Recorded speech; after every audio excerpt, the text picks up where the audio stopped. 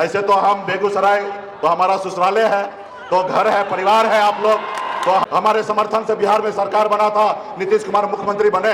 अगर हम समर्थन नहीं देते तो नीतीश कुमार मुख्यमंत्री नहीं बनता, लेकिन हमने समर्थन दिया। जो मोदी जी कहे वो पूरा किए।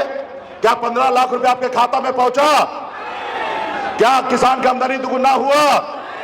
क्या हमारे युवा को नौकरी मिला हर साल 2 करोड़? महागठबंधन के सभी नेतागण, साथियों, और बड़े संख्या में, इतने धूप में बड़े संख्या में यहाँ पर उपस्थित सभी युवा साथी, सम्मानित गार्जियन, माता बहन, मीडिया के साथी, सभी को सनत मल्ला मुकेश सहनी की ओर से नमस्कार, प्रणाम। साथियों, आज 5 जगह कार्यक्रम है और कई जगह जाना अभी बाकी है, पहला ही कार्यक्रम है। तो बस एक संदेश लेके आए हैं आप सभी के बीच में कि साथियों, ये देश आपका है, ये देश हमारा है, किसी का जागीर नहीं है। इस देश को आजादी दिलाने के लिए आपके पूर्वज और हमारे पूर्वज पौने 200 साल अंग्रेज से लड़ाई लड़ा, तब जाके ये देश आजाद हुआ। और जब देश आजाद हुआ तो बाबा साहब भीमराव अंबेडकर ने हमें एक संविधान बना के दिए और संविधान में हमें लोकतंत्र दिया ताकि आने वाला पीढ़ी सर उठा के जिए। लेकिन हमारा देश आगे बढ़ रहा था। लेकिन 2014 में मोदी जी आए और मोदी जी ने हमको झूठा सपना दिखाए, झूठे वादा किए कि हम आपके अच्छे दिन लाएंगे, देश में जो बेरोजगार है हर साल 2 करोड़ लोगों को नौकरी देंगे। उन्होंने कहा कि देश के किसान का आमदनी दुगुना करेंगे।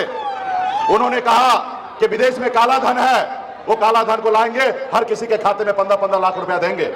जैसे हिटलर ने अपने देश में झूठ बोलकर सत्ता लिया था, उसी तरीके से हमारे देश में नरेंद्र मोदी जी ने झूठ बोलकर देश के लोगों से हमारा सत्ता लिया।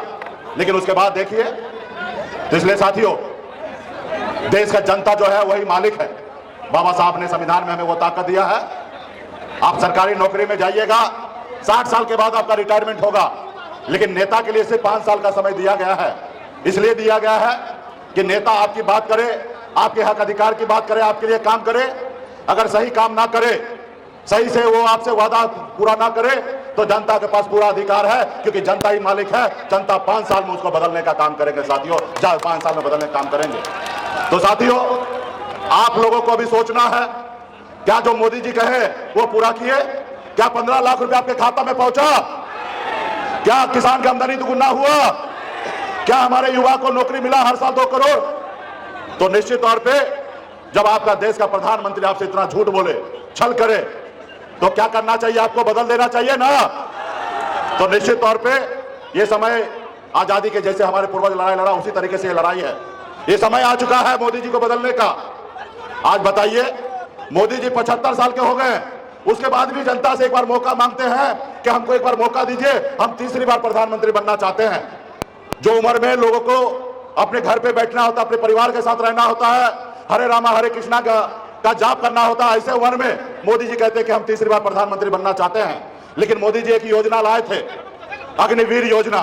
उस योजना के तहत हमारे देश में सैनिक में बहाली होगा और देश के रक्षा करने के लिए, भारत माता का रक्षा करने के लिए बॉर्डर पे जाके सीने पे गोली खाने के लिए तैयार रहते हैं। लेकिन उसी में मोदी जी ने योजना में सिर्फ 4 साल के लिए कॉन्ट्रैक्ट पे आपको बहाली कर रहा था, जिसमें 18 साल की उम्र में आइए और 22 साल के उम्र में आप रिटायर हो जाइए। आप बताइए, ये देश का युवा 18 साल में आएंगे, 22 साल में रिटायर होंगे, लेकिन मोदी जी 75 साल के बाद भी एक बार मौका मांग रहा है साथियों, मौका मांग रहा है। तो इसलिए साथियों, ये जो सरकार है वो गरीब पिछड़ा का सरकार नहीं है, ये अडानी अंबानी का सरकार है, ये गरीब का नहीं है। आज मुझे देखिए, 2 संघर्ष मैं पिछले 10 साल से कर रहा हूं, खास करके निषाद समाज का हक अधिकार दिलाने के लिए, आरक्षण दिलाने के लिए लड़ाई लड़ रहा था।